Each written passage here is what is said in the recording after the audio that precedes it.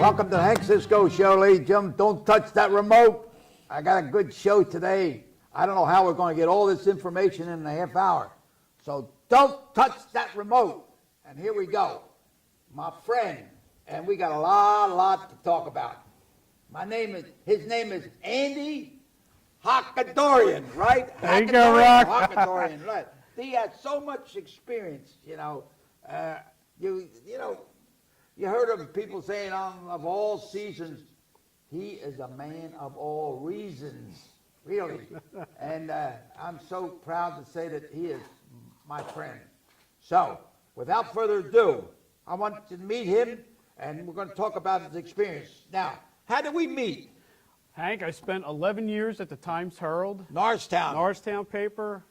Came from a little weekly newspaper in Ardmore and joined the staff at the Times-Herald. And my beat was Norristown. I covered the borough. You covered it like the dew. Absolutely. And I think probably the first thing we met was involving the Columbus Monument. Oh, yeah. So I think that was our first introduction, and then we'd see each other all the time, whether I was at the police station or the courthouse, but we had interaction. Well, I always, there was newspaper coverage then, it changed a lot today. Yeah. I mean, back then we had a dozen or more reporters, and we each had somebody covered Conshohocken, somebody covered Bridgeport. Yeah. My beat was Norristown and Bridgeport. Yeah. We had people covering West Norton, East Norton, everywhere. So we covered it like a blanket, and that was the sort of the heyday. We covered every meeting, zoning board meetings. The Lions Club. We covered everything. Took photos of every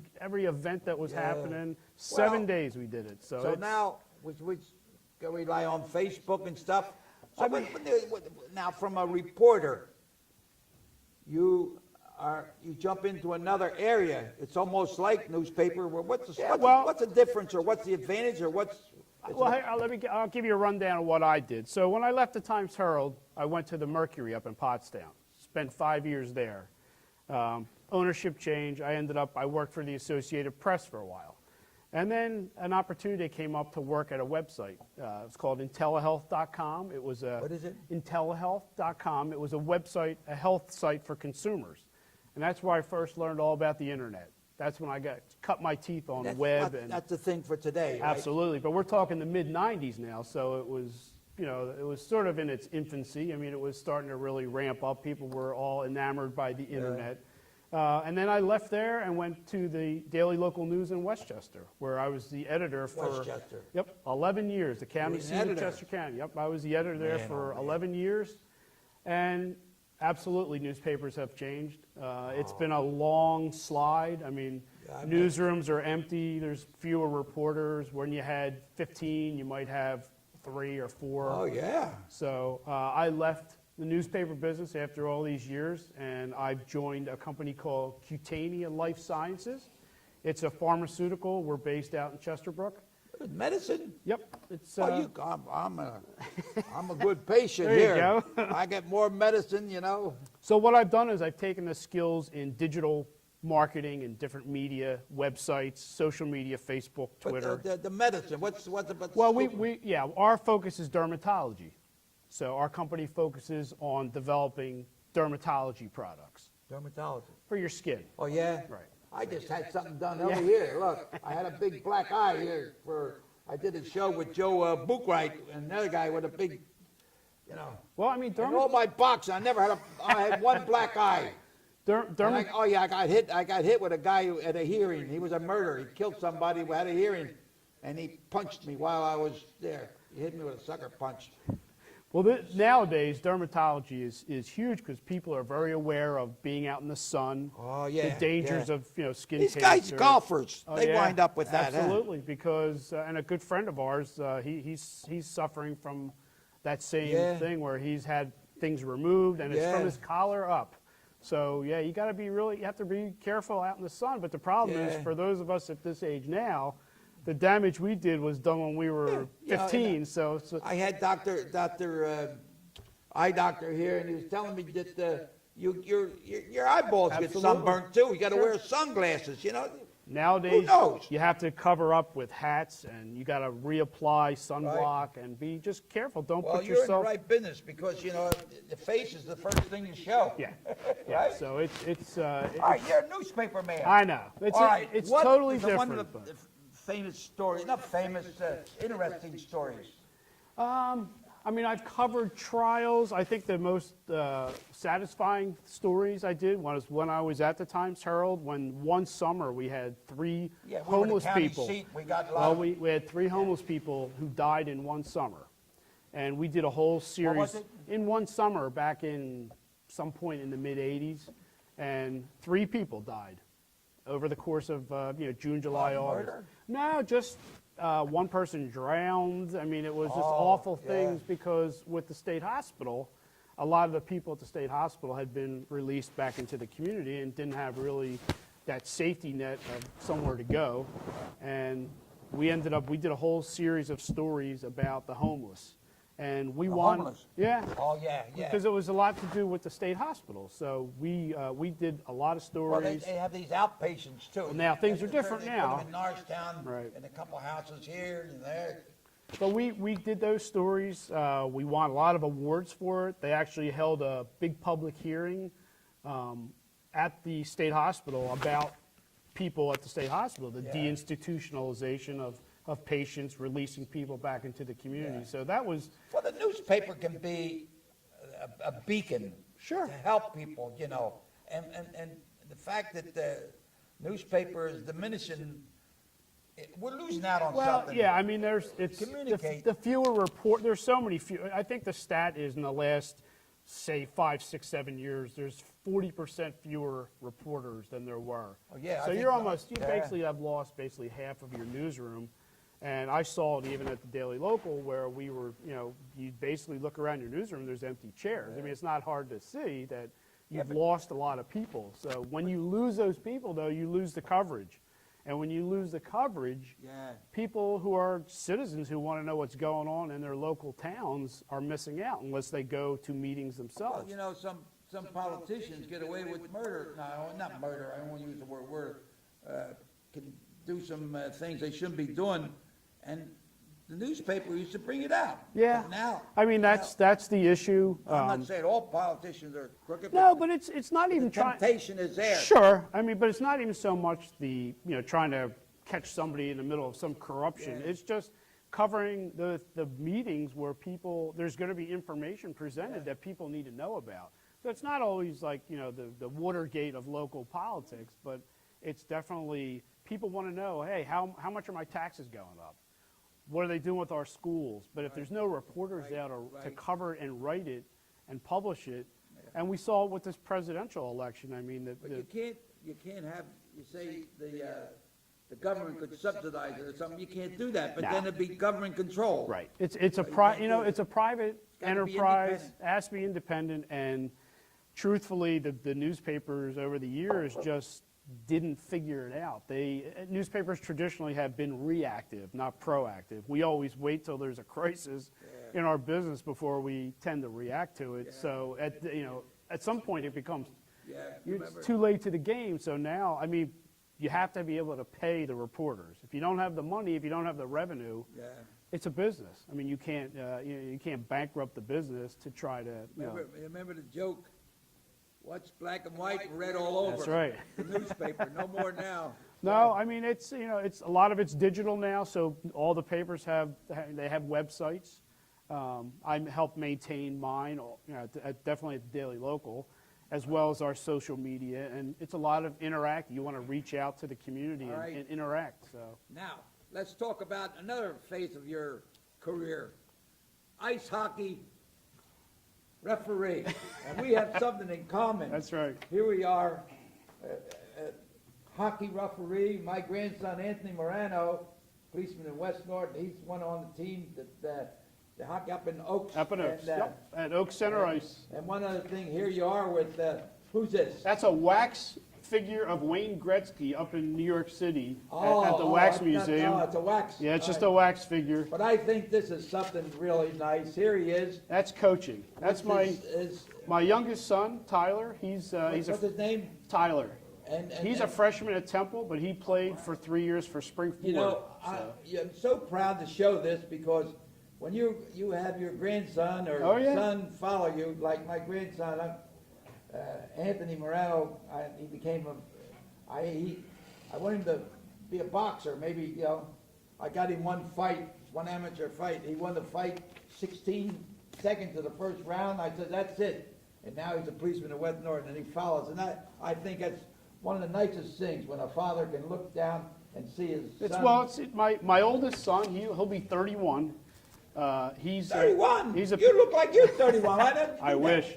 My oldest son, though, he's a Springford graduate. He also played varsity for Springford, and he's also a coach. He and I helped coach his younger brother. So he's a coach, and he's also an official. He's a referee as well, and Right. we both love coaching. You know, it's nice to be able to give back and coach these kids. And as an official, as a referee, I've seen these kids from when they're very young, and now they're high school seniors and they're going on to college. And it's great though. It's a very coaching is very rewarding.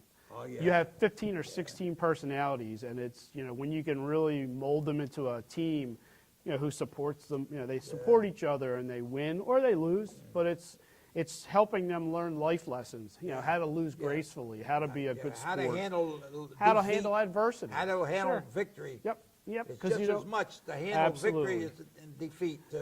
Because I actually I officiated about a week ago, and the one team was just beating the stuffing out of the other team, and it got to the point where it was really out of control, and the kids overly celebrated, and I actually gave them a little talking to, just as, hey, that's not good. You don't do that. Go sit down. Well, yeah, I just tried to calm them down because I said to them in between periods, I said, hey, you got to remember, one of these days you're going to be on the other side of that. You're going to be getting beat like you're beating these guys. So try to always be a good sport. So. Names are always the greatest things. Your name always stood out because I never forgot your name. Anytime I saw your name, and Hachadorian. I said, well, what is he? No, he's not Italian. What are you? I'm Armenian. Armenian. Yes. Yeah. And it's... like me, my name, Frank Cisco, Ciaccio. I mean, nobody can pronounce it. Chacho, choo-choo, all kind of... And when I was in the Army, the sergeant would give out details. He would say, he would never call me because he couldn't pronounce my name. And he didn't want anybody to know that he couldn't pronounce names, So... I always knew whenever they were calling names out, I always knew when they were getting to mine because they would stop. It would be Andrew, and I'd say, that's me. Yeah. Frank, that's it. Yeah, so Hachadorian, it's interesting. There's not many of us Armenians around these days, What was the other announcer? Ed Darian. Ed Darian. From way back in the day. Referee, All right, now... When you're covering stories, you worked at Daily News too, right? I was a copy boy at the Philadelphia Daily News. Now you've met some people, some famous, famous people that stood out. Who were some of that? Some interesting story about them. Well, I guess I interviewed Frank Rizzo. Oh, my man! Your man? There he is over here. It was actually a great interview. It was Sam Alphonse from the Delaware County Daily Times. He's probably retired now. What's his name? Sam Alphonse. That name's familiar. And he and I got the chance to sit down with Frank for about 2 hours, and it was. I grew up. Where'd you? We went down City Hall in Philly. In City? Absolutely. But I remember Frank Rizzo as a young kid watching him on TV. So he was definitely a larger than life figure. He was just a great interview. He just pulled no punches and. He took a liking to me because of when I was with the Northtown Police. They called me the Cisco Kid, and then that's his nickname. Kid. That's right. And he called me one day. He said, "Who that?" And H, or you? And so somebody tipped him off, And so I got to meet him, and we became great friends. In fact, was one of his kitchen cabinet. We'd meet here every Saturday, And in fact, his book. I got a couple pages in there. They talk about me, and through the years, I interviewed Barbara Bush, former first lady. Yeah. She was fast going, right? Yeah. She came to Northtown. Arthur Ashe, one of the greatest tennis players ever. Who? Arthur Ashe. Oh, yeah. Tennis. gentleman, great sportsman. Got to meet him, yeah. interviewed him. Now here's some of the craziest ones. Tiny Tim. Oh dear. Tip-throw through the Hallelujah. tulips. Well, where was it? Tip-throw through the Dancing in the tulips. tulips or There you something. go, with I his forget. ukulele. Yeah. F. Lee Bailey, one of the most prominent defense attorneys in Who? F. Lee Bailey. Oh, he Old came to school. Montgomery Absolutely. County. I remember him. I got his book. And those are just some of the the ones I really. I mean, Oh, but a man. lot of the stories were more the local stories. I mean, one of my most favorite stories was written back in the early '80s. A young kid in Havertown had died, and it was a tragic whole thing. And they had a big ceremony where they planted a tree in his memory. And to this day, I still have the family I wrote the story and I wrote a column about it, and the family sent me a thank you note that I still have to this day. That's something when you get a little note like that. Yeah, I mean, those are the kind, over the Was he years. Jewish? No. Because when you said he planted a tree, Nah. it was something that they used to plant a tree Yeah. in Israel or so. Nah, this was make a donation. It was in one of the Haverford Township schools, one of the elementary schools, and it was just a real sad story. But Yeah. like I said, those little notes, because most of the time, refereeing or being a news Yeah. reporter, you don't always get the Yeah. the applause or the flowers. You get stuff. You meet a lot of people in different nationalities and all. Being a policeman, you meet different, and that's why I like the diversity. I get along with all different nationalities, and I love their food. Chinese food, Italian food, whatever it is. Chinese, Mexican. We finally found a good Armenian restaurant. I think I ate one Up in when I northern- was in New York. This is up in Northern Liberties. What about what's the menu? All Armenian food. Shish kebab. What? Shish kebab, pilaf. shish kebab. Of course. It's And called. what else? It's called Apricot Stone. It's the best place ever. And we finally. Where's a good Armenian place? It's in the Northern Liberty section of Philadelphia. Right. What's the name of it? Apricot Stone. You got to try it. I'll take you out. I have to try that. My youngest, the one who I coached, Who, him? he loves it. Oh yeah. Oh my gosh, loves Well, it. I'll have to try it. I think I did in New York when I was living in New York. That's the place to go. There was Sure. one there along 48th Street.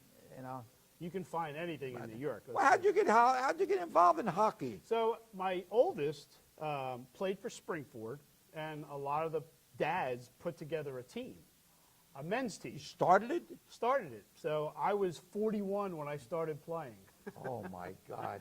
and we played in the men's league. And bones were getting Oh soft. yeah, that's all right. And one of the referees, who was Harry Warner, whose father was one of the poster Warner's- guys right here in Norristown. Yeah. Absolutely. He got me into the idea of maybe becoming a referee. So you got to get certified, and I've been doing it for 8 or 9 years. I do youth up to men's league, and it's That's what I was. some crazy stuff. I mean, was- but I've got to meet so many cool people. I mean, I know a lot of the Flyers now from their alumni teams who come up and do benefit games, and Frank Bialowas. You tell me a story that you did a lot helping people, and when Brad Fox, policeman, got Yeah.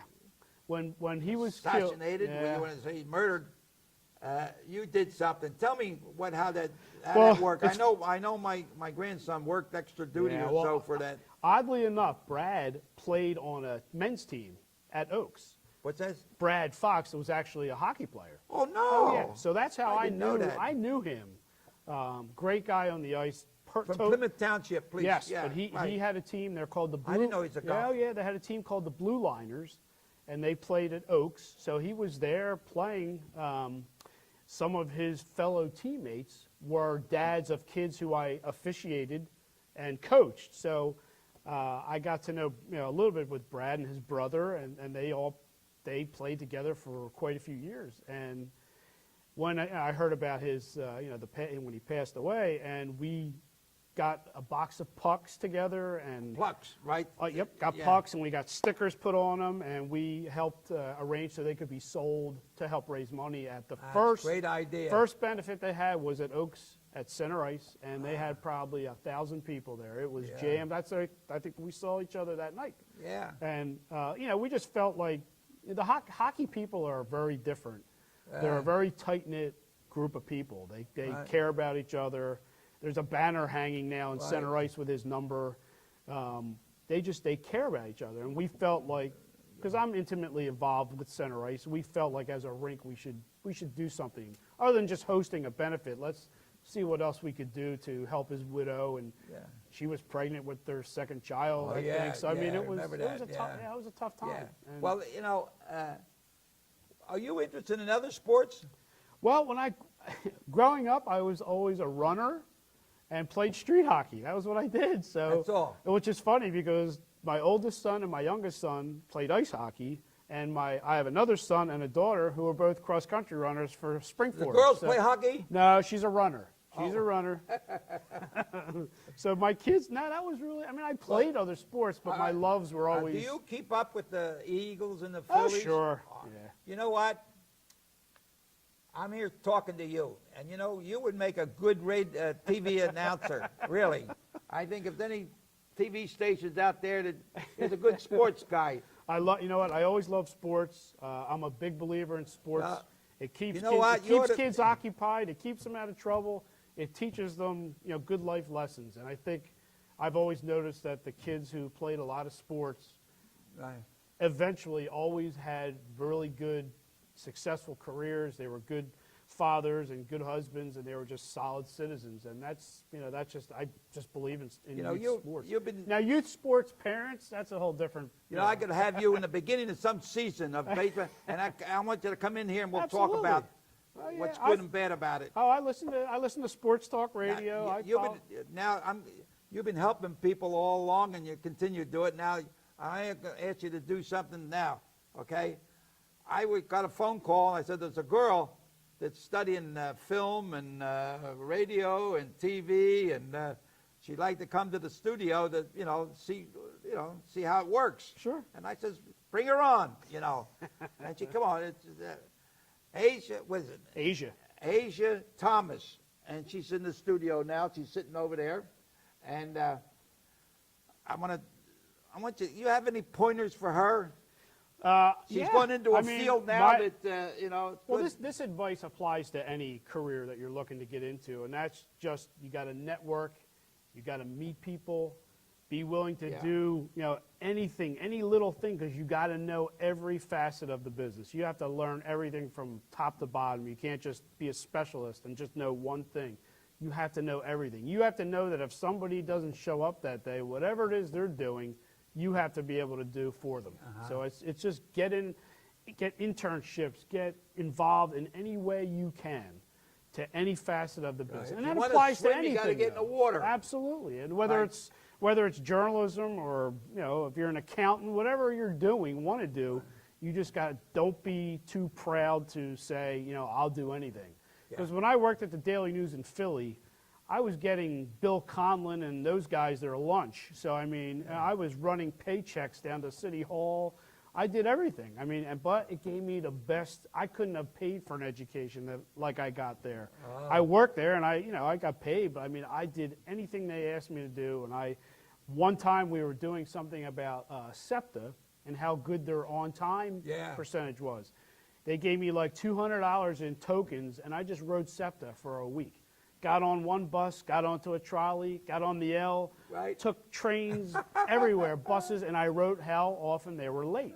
And who would want to do that? But I was like, I'll do it. Of course I'll do it. So Yeah. you got to be willing to do anything. Get involved. Absolutely. You got to do everything and anything you can. And that's any vocation. That doesn't, it's not just limited to journalism. I mean, if you're going to be a journalist, you got to get to a paper and say, I'll write whatever, I'll cover anything. Let me get some experience. Right. And that's just a good experience for anybody. Well, now you've had some crazy stories about ice hockey. Oh yeah. Anything I mean, good?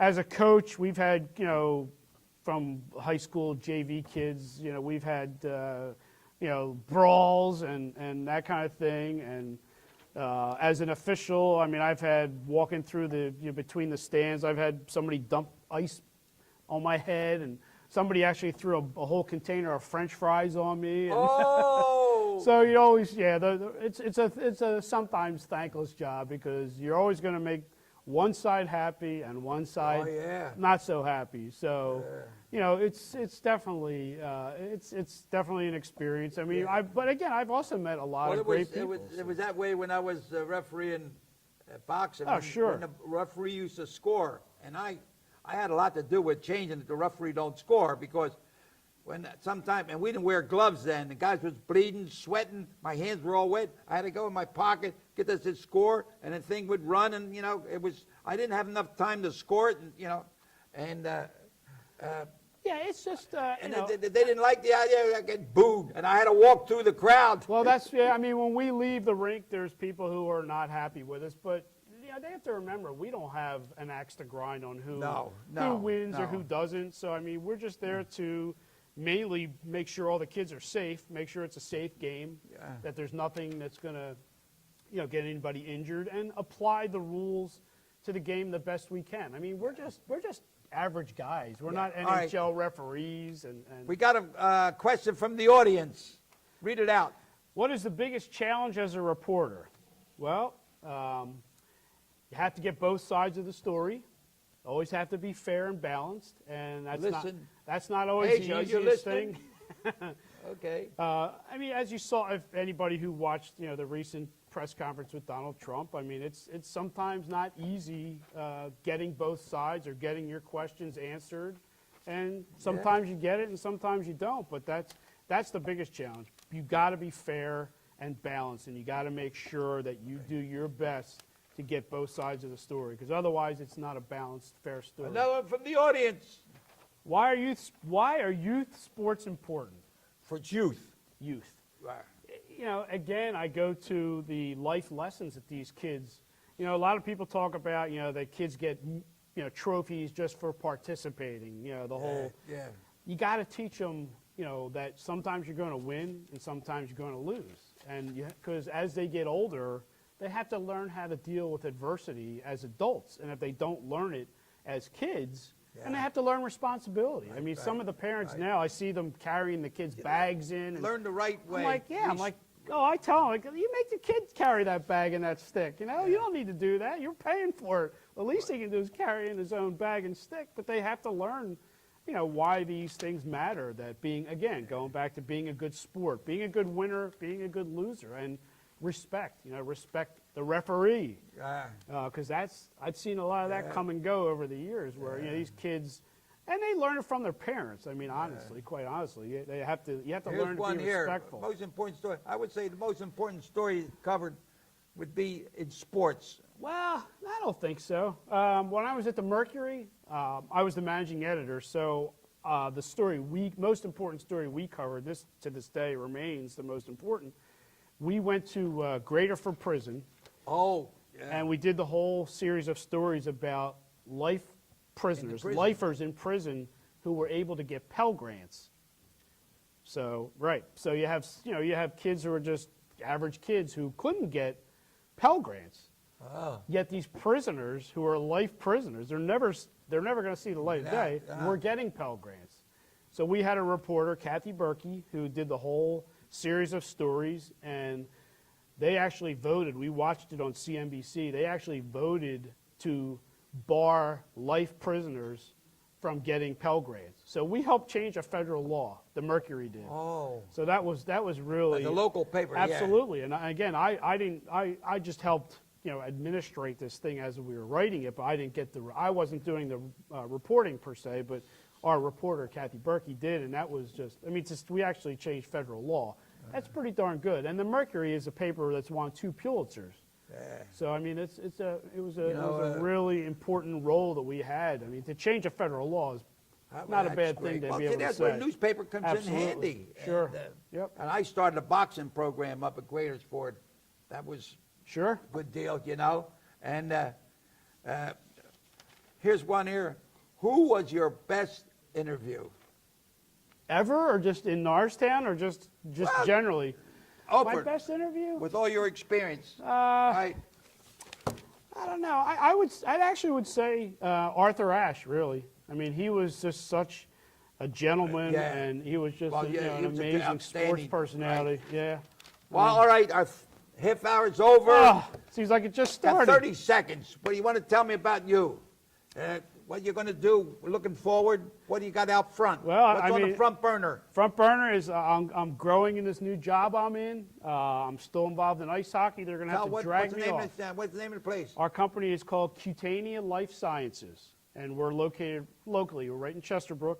It's a great job. It's a great opportunity, something for me to grow and learn something new. I miss the newspapers, but not all that much now. After all the changes, I'm really happy in what I'm doing, and I think what we're doing is important as a company. Rock? Andy Hachadorian. Here we go. And Hey. here's to your health and There you Alazalu. go. There you go. How do you say to your health and Armenian? Yeah. I have no idea.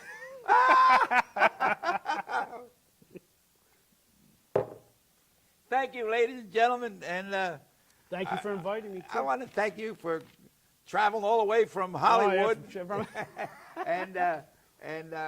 And I'm so happy that Asia Thomas is in the audience here, and I wish her a lot of luck in her future. And I'd like to have her come on my show one of these days and tell me her experiences on learning or getting involved in the job. So until we meet again, keep bobbing and weaving, slip and slide, left hand out there, jab, and keep your trunks off the canvas. And Joe Boatwright, adios, amigos. Thank you, ladies and gentlemen. Thank you.